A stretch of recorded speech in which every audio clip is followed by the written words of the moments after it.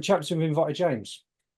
James, do you work for Band of Brothers, or you founder of Band of Brothers, the charity? Just So I currently volunteer for Band of Brothers. I've been volunteering for over 10 years, and I was part of the pioneering group that set up the Eastbourne of Band of Brothers.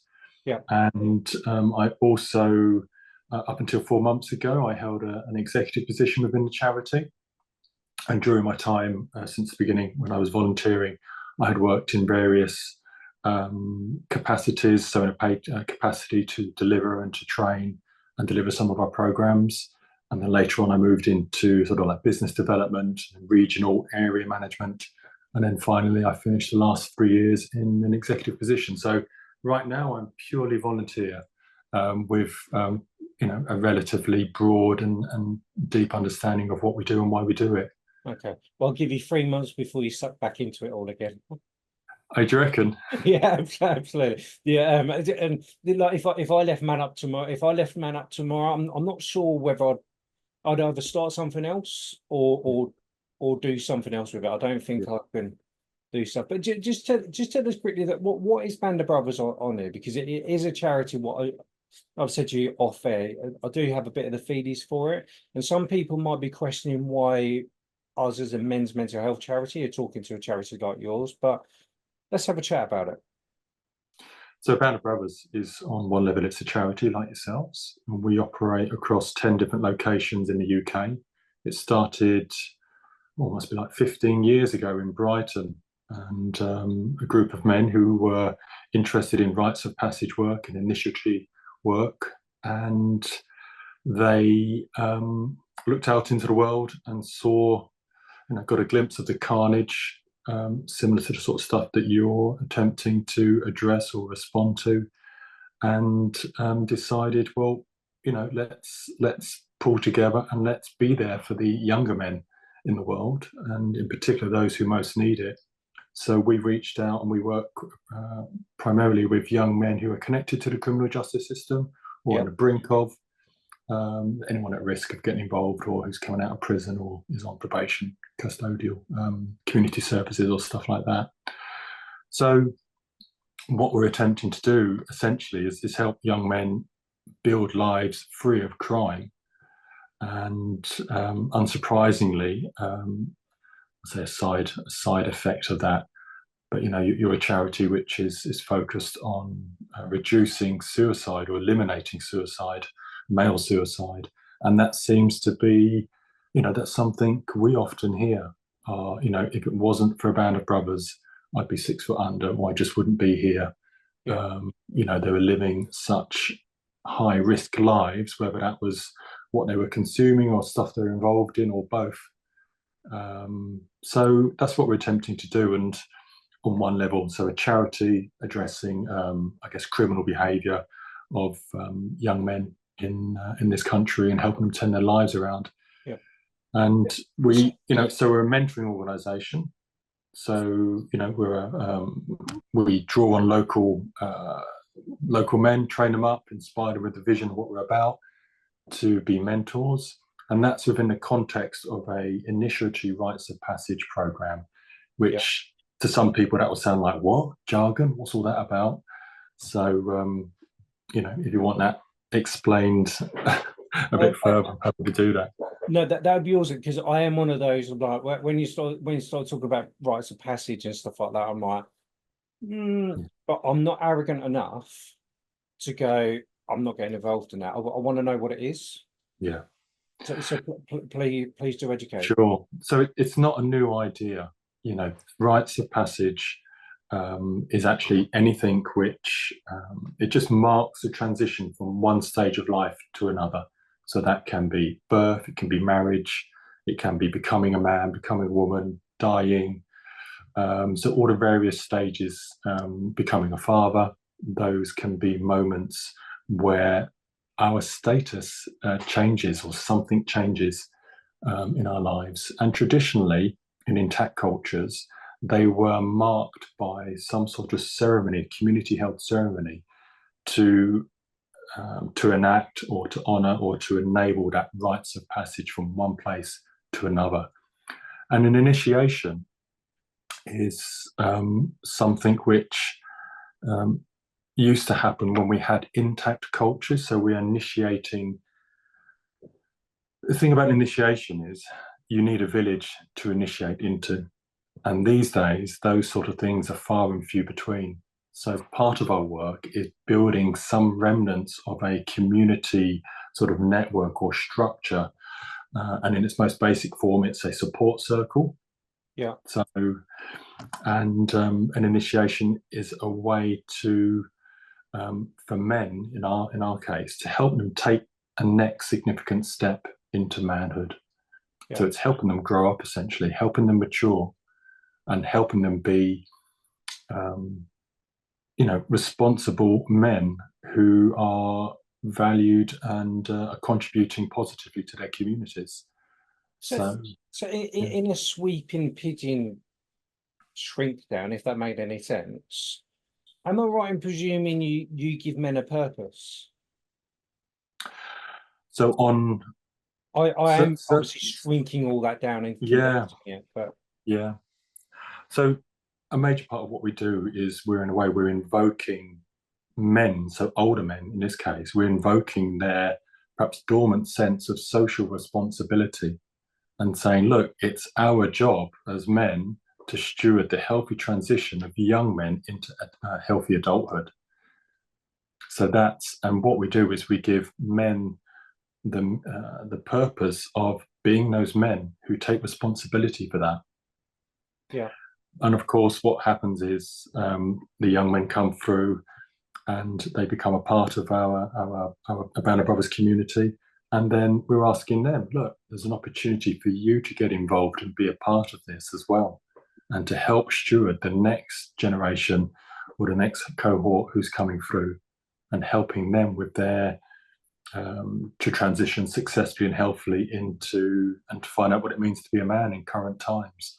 So we are giving them a purpose, and some of the young men get on board and like they're not interested in necessarily being a part of our purpose, but yeah, through various coaching techniques and the mentoring work, we are beginning to help them find out what is it you want to do and how do you want to get there and what's the next step for that. yeah, So, yeah, sure, it is about ultimately yeah. helping men to find a place and a way to be valued. Yeah, no, absolutely. And that's something what I've been saying it for a while. Do you find it with, when like you learn your script about the charity and everything else, do you feel like sometimes you're just constantly on repeat? Like I do. I do quite a lot with Man Up sometimes. Some of it is on repeat and some of it Yeah. is valid. And I must say that, the longer I do this, because I'm always, I'm often spending quite a bit of time reading and studying and checking my words and going, is that right? Is that relevant? Is that still correct? Yeah. So in a way, I'm committed to deepening my understanding of not just rites of passage and initiation, but also in the context of current times and just how difficult that is. And it sort of tempers, um, I think it tempers how I talk about it. In the early days, I would have been, oh, this is the best thing since sliced bread. This is amazing. You've got to do this, man. In there. Yeah. And it's really good to hear that from men who just come through and are Yeah. closer to their time of getting involved. And I guess I'm over a decade in, and I've seen it go around a few times, and I've seen how frustrating or what we're up against really in today's times. So, in a way, both my understanding or is tempered by the realities, Yeah. and I've also had time to affirm, wow, something like this is definitely valuable and needed. I am, No, and I still volunteer. yeah. After leaving my employment, I sank back and am joyfully volunteering for the local community and loving it. Yeah. Well, I think it's brilliant because am I right as well? Because I presumed maybe that's just me being lazy, so I apologise. So you actually help people be hopefully try to prevent men from going into prison as well. Yeah, I missed that part, so I apologise. And this is yeah, I think with me, the many, like literally hundreds, I think it's over 1,000 conversations I've had. They're all on the internet for everyone to find. The one thing, the one link what I see with all different types of blokes, different versions of life, scenarios, blah, blah, blah, is the one thing what I think men are missing is purpose. And when men don't have a purpose, we go a bit off the rails.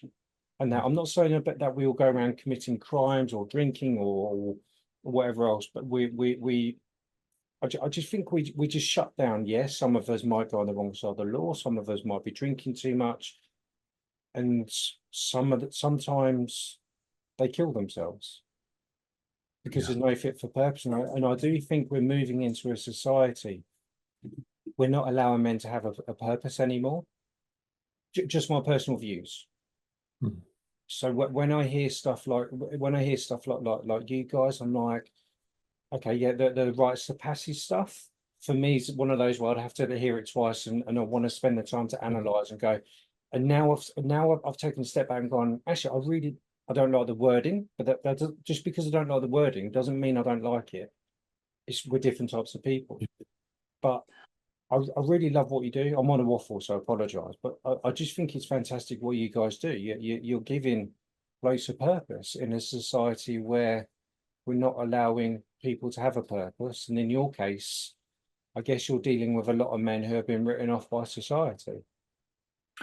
Yeah, I'm not too sure about the not allowing men to find to get a purpose. I guess I would be more comfortable with it's not always that easy to find out where is it I'm needed, and Yeah, um, some parts of society may not be receptive or even wanting um, certain people to we do have a responsibility to society to give people a place yeah, to be useful. And if I take it right back, like to sort of like the simple day to day of our work around purpose, for example, we in a way we set a contract with the young men, and we let them know this is what we expect of you, and we're really clear about what we expect of you, and we're there to help them, and this is what you can expect from us. yeah, And that essentially is around conduct. It's around aspirations, call them organizational values, if you like, but it's ways how we can attend to our conduct with ourselves and with others in the world. And all our work revolves around those. And yeah, we've got high standards for each other. yeah. And So accountability. yeah, so in a way, it's quite a generic, this is what we expect of you, and this is what you can expect of us.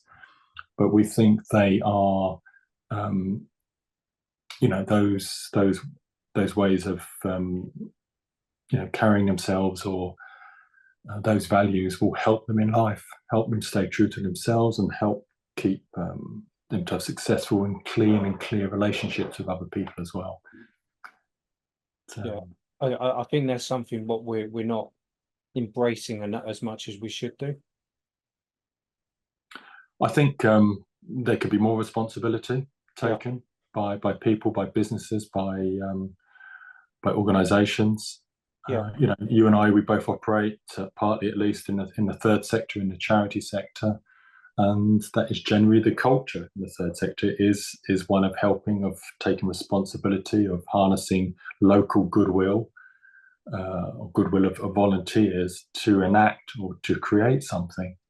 yeah, And I think that sort of socially minded approach, I would like to see more of that, not just as tick boxes or on paper in businesses. And one business which stands out is James Timpson's business, with key cutting, etc. Don't you know about James Oh, Timpson's? the cutters, Yeah, the he's just stalls, been and he's yeah, just yeah. been appointed, I think, prisons minister by the new government, Wow. and he has as a a viable business.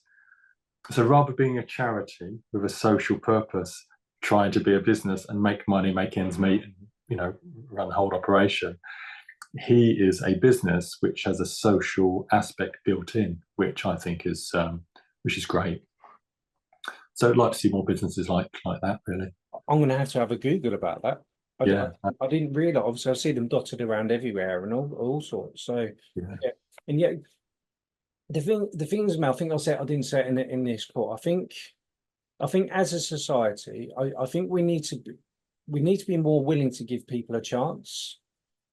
Let's say, yeah, is if you look at my CV and the charity and stuff like that, people would say, "Oh, well done to you." And when I say actually I was raised in care and stuff like that, they're like, "Oh, you're an inspiration. Can you come and do a talk and all of this kind of stuff?" But what people didn't realize is actually in between that transition from scumbag child who should be in prison and all of this kind of stuff and being chased by police because I used to run away and that stuff, being locked in the back of vans at like 14 and whatever else. People don't see that. And at that very early age, I was written off. I've been taken to court. I've been spat on by the police. And the only difference, what stopped me getting into a life of crime, obviously, and hardcore prison and stuff like that, was one person gave me a chance.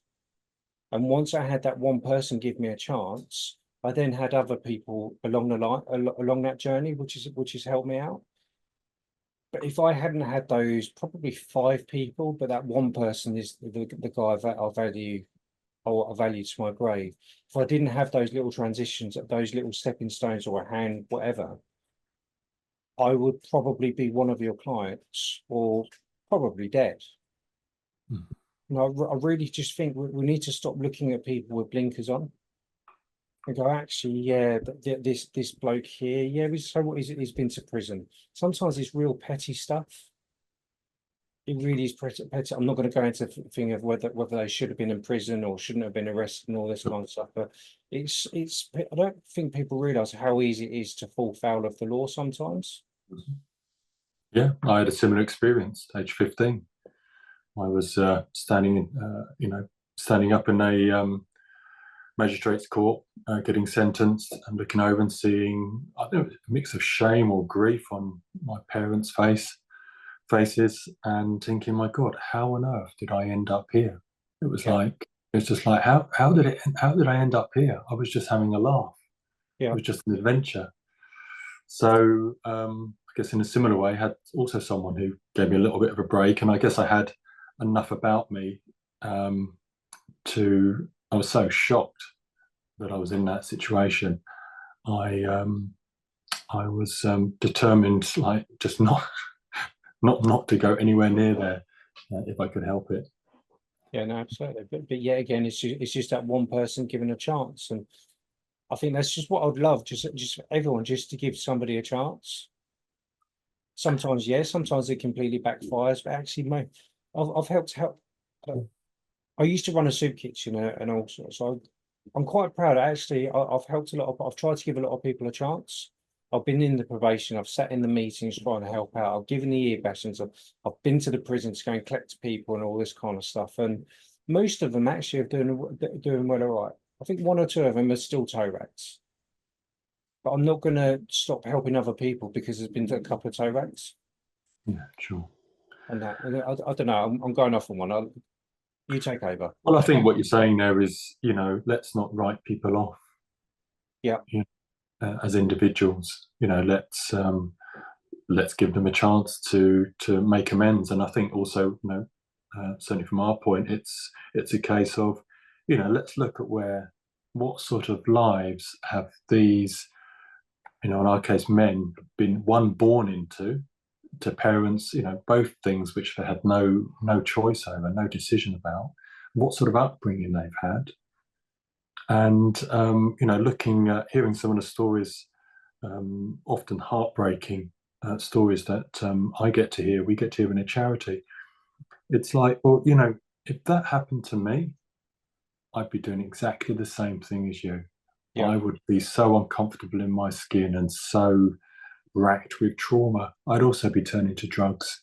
I'd also have that view of myself. I'd also think, yeah, the only way of responding to this is either with fists or whatever, yeah, or getting involved in crime. The only way to feel a bit better about myself. And we attempt to sort of bust, or first of all, just shed some light on some of those unhelpful narratives about themselves and the world, Yeah. and to help them build a different narrative that is not going to be holding them back or keeping them small or keeping them away from other people or lonely or whatever. And it's not a silver bullet what we do, a bit like yourself. We've had young men we've worked with and they've done well for 6 or 7 years. Recently, one of the guys we worked with went back into prison. And we've had he was around a lot, and we've had young men who have shown up. They've come to very little of the events that we've held, and we just catch them on Facebook, and they've got business, they've got a partner, steady relationship, got children, and so I guess it all depends on who you are and what circumstance you had. But I think we need to take responsibility for the stuff that's going on in the world. Not, there's individual responsibility, and I think there's societal as well. And at the same time, there needs to be due response, punishment in response to some of the things that are, crimes that are committed as well. So it's a bit of a blend, isn't it? Really, it's like you're responsible for your part, and we're responsible for this, and let's take ownership of that and see what we can do. Yeah, I think we just need to just stop doing sweeping statements and actually spend 2 seconds longer to learn about somebody or something. I mean, if we just spend like 2 minutes, just say, for example, with us MANUP, the brand MANUP, the amount of people, not so much now, but the amount of people, it's at least twice a month. They're like, "You're disgusting because you're telling men to man up." Like, no, we're not at all. All of our branding has got a question mark on it. Even our own website is manup.how. We're simply questioning what we're questioning what the term is. Do you know what the meaning of man up is, according to the Oxford Dictionary? I think, well, from what I understand, it's about toughening up or pull yourself together to deal with the current situation. Well, yeah, reworded, but yeah, it's to be brave enough to deal with an unpleasant or an awkward situation. So that's what we do. Just say, do you know what? Sometimes we've just got to, up to a point, man up. I can't believe I said it like that. Sometimes we do need to just say to the missus, do you know what? I'm just struggling with this. Yeah. Right, get rid of those small problems before they turn into big, massive problems. Yeah. And the amount of times I've had conversations with men when I'm like, I've spoken to them after their recovery from after surviving a suicide or just a full-blown mental breakdown. And I'll always ask them, like, what tipped you over the edge? And they're like, they still couldn't work it out. And what most of the time, if you dig deep enough, it's because, I don't know, day one, the car blew up. Day two, had an argument with the wife, probably because the car blew up. Day three, something happened. Day four happened. And then that big bubble crap just builds up and up and up and up and up. And I remember one of the damning moments for me was a sniper, Dino. That's it. One of our first videos 3 years ago. He said about he lost a plot, and ended up being arrested naked, hanging off a bridge and all sorts because he stood there in his kitchen and he filled a pot of sugar. And what he didn't realize is his wife bought a bigger bag of sugar, and he's so used to just tipping it into the pot and that's it. But it went everywhere. It fell over, and the dogs were going nuts, licking it all up, and it just tipped him over the edge. And he goes, what people don't realize is, yeah, I lost the plot over a pot of sugar. But actually, it wasn't. That was the tipping point of all of the other stuff. That was the bit what just tipped him over the edge. And hours later, he's been talked down from a bridge and stuff like that. Yeah, there's often more to a situation than perhaps is revealed at first glance. No, exactly. And I think, well, yeah, that's what we're trying to encourage, is just get rid of those small problems. But we also, we are about getting men to talk, but it's actually, if a bloke wants to talk to you, sometimes the best thing to do is shut up and listen to them. Because I do believe men, we want to fix our problems. I don't need your advice. I just want us to listen, and then afterwards maybe talk about it. I think I think there's a lot of people, mental health first aiders are a bloody nightmare for what they really are. It's just like, okay, how are we going to fix it? What are we going to do? And you've lost that trust straight away. So yeah. But anyway, so I'm yet again I'm offering at you. So just before we just before we draw to a close, is somebody needed your service or even wanted to get involved, like how would one do that? Yeah. So I suggest going to our website, which is abandonedbrothers.org.uk, Yeah. and first have a read and see if it's the sort of thing you want to be getting involved in. Or you could just go to the locations tab and just see if we're operating in a town near you. Yeah. And if that's the case, I would suggest just sending a message over the website to that local community, whether that's Eastbourne, Brighton, Oxford, Falmouth, Bristol, Portsmouth, Hastings, Crawley, Leamington. I think that's all of them. I love how you memorised them all. Yeah. And then just send a message, or there is a way to refer as well. So you could self-refer, Yeah. or you, if you're a professional, or even a concerned someone, and you can make a referral via the link and just await a reply. And what we'll do is we will just check that that person, if it's a self-referral, then that's a no-brainer. But if you've referred someone, we just want to check that that person's okay to hear from us. We don't do cold calling. And one of our mentors will just call them up and say, hey, if you're interested or want to find out a bit more about what we're doing. And we'll probably spend a lot of time hearing from them, like, you know, what's going on. Yeah. What's do you, I was going to say, do you have like an ideal client? I don't even know if that's the yeah, I know what you mean. I know what you mean. So 18 to 25. Yeah. Yeah. And you would have either been in prison, you're leaving prison, you're on probation or community service, you may be known to the police. But if you think, or you know someone who you think might be at risk of getting involved with the criminal justice system, so of course, you know, we can't take everyone who's like smoking, you know, excessive amounts of cannabis because we don't have capacity for that. So it needs to be a bit more than that. It needs to be, we need to, you know, we need to see some signs of heightened risk that, okay, from where you are, we can see that it won't be long before you are, you know, brushed up against the police or prison or whatever. Yeah. And if you've been in care, you sort of get a ticket in, and that's really around, you know, unlike you, we have a lot of grant funding, and grant funding comes with certain agreements.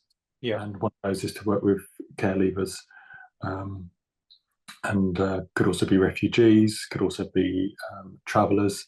And really what we're talking about is anyone who is also statistically overrepresented in the criminal justice system. Right. But so that's quite broad. But you've got to be male, 18 to 25, and if in doubt, give us a ring. Let's find out. No, absolutely, James. That was a good call, my friend. And you've got to want to change your life. It's like, I'm so glad. Something about your life. If you want things to stay the same, like don't get involved with us. You know, like just stay well clear. But if you think, if you want to change something about your life and you think there might be a chance of doing it, I would definitely say something like Abandoned Brothers. I mean, it's pretty unique in its way. There are no other charities that offer that level of community engagement in a rites of passage and an initiatory rites of passage work that is a lifelong support source of support. So after they finish the program, they can keep accessing the support around the country or in a locality for the rest of their lives. Yeah, that's what's going on. So like in Eastbourne, we've got about 20 people circling up every week, and I'd say 80% of those are older men, 20% are younger men. Wow. And so yeah, if in doubt, get in touch, and before it's too late. And that's the thing. I think that's something what I need to push quite a lot, just through my own life experiences, especially a care leaver. it's so easy to get dragged down that path. And I think it's because we don't have anyone to tell us it's not appropriate or it's wrong and stuff like that. And it's so easy. So yeah, I'll be chucking care levers right, left, and centre with their permission and all sorts. Yeah. So anyone who's looking to use your terminology, anyone who's looking to man up, Yeah. can certainly come our way. And I think a bit, perhaps about the message you're putting out.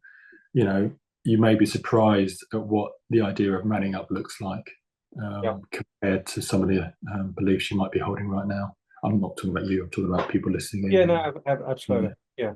And so for us, it's very much about accountability. Yeah. And communicating really. It really is as simple as that. But yeah, we're allies in that sense. Exactly. But on that bombshell, let me hit the unrecord button thingy, but jiggy. That was a good call, man.